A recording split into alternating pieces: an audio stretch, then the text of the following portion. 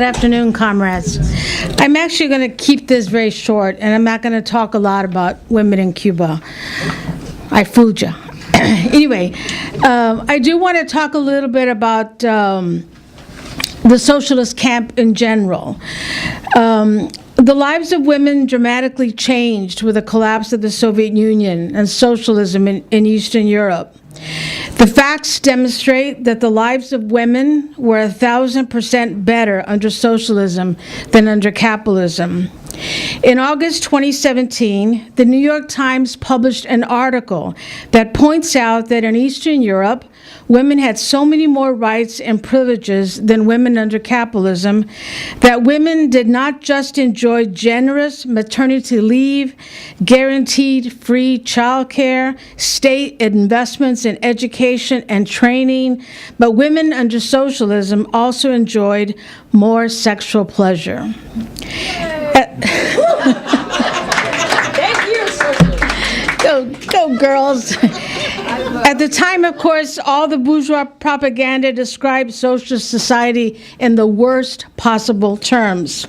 But this makes sense, right, that women would enjoy sex more under socialism.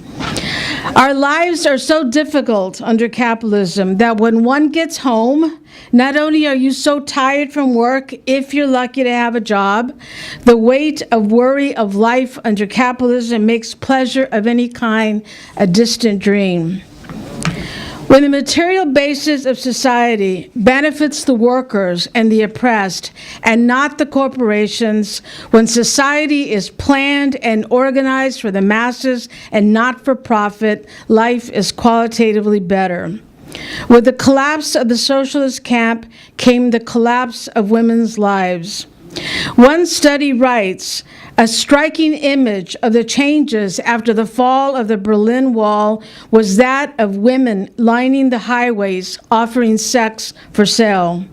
It points out how women in Eastern Europe began to be trafficked in record numbers directly because of the collapse of socialism. From bounty of rights to human bondage. This is the difference for women under socialism versus capitalism. And for trans women and women of color, the horrors multiply. Now imagine the lives of women if the Cuban Revolution were to be overturned. Well, frankly, we don't have to imagine that because we have every confidence in the leadership and the people of Cuba. They are not going to go back. Capitalism will not prevail, and the Cubans we know will fight to the last breath to defend socialism.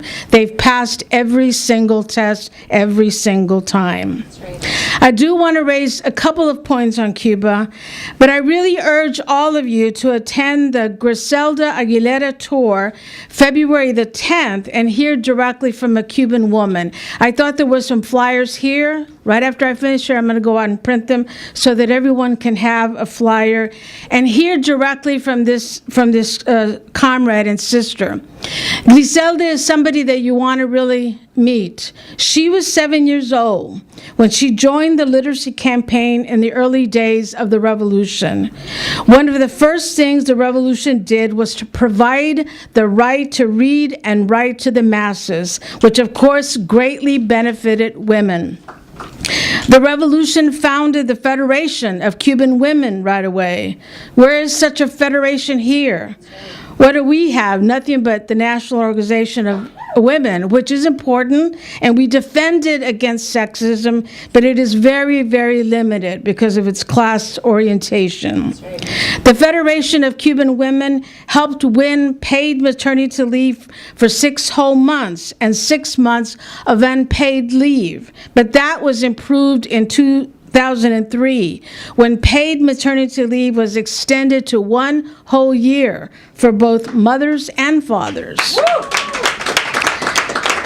The Federation helped shape Cuba's family code, which made it the legal obligation of men to share in housework and child rearing. Imagine that. It's in the books.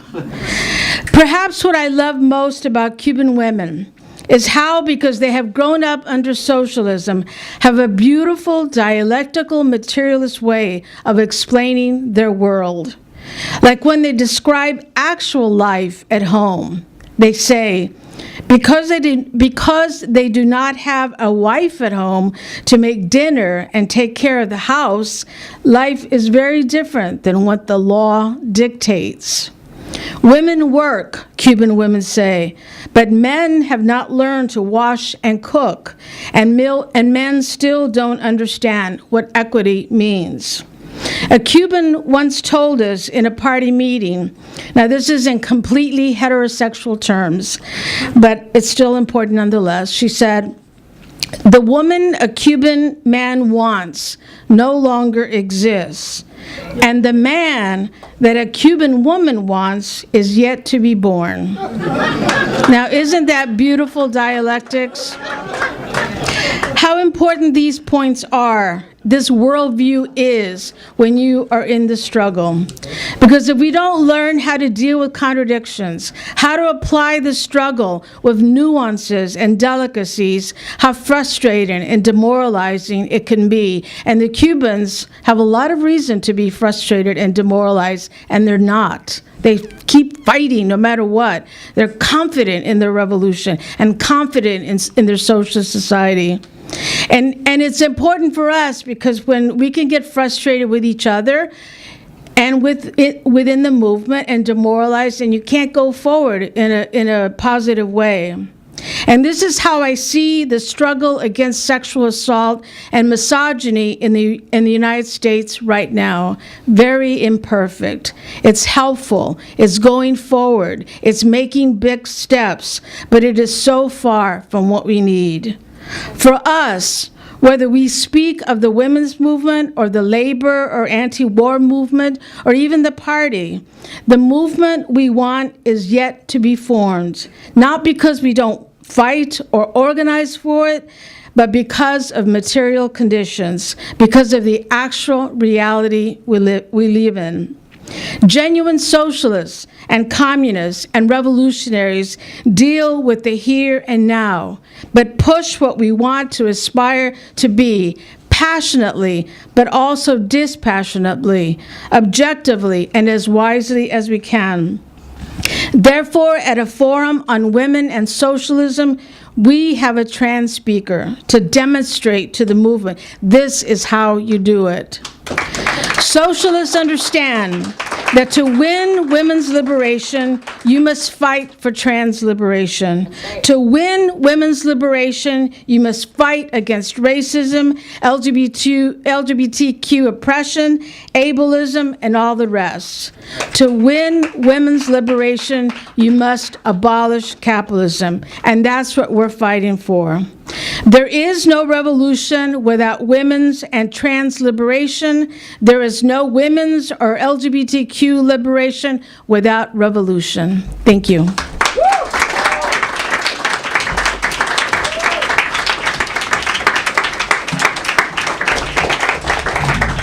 Wow, what an incredible discussion we had today.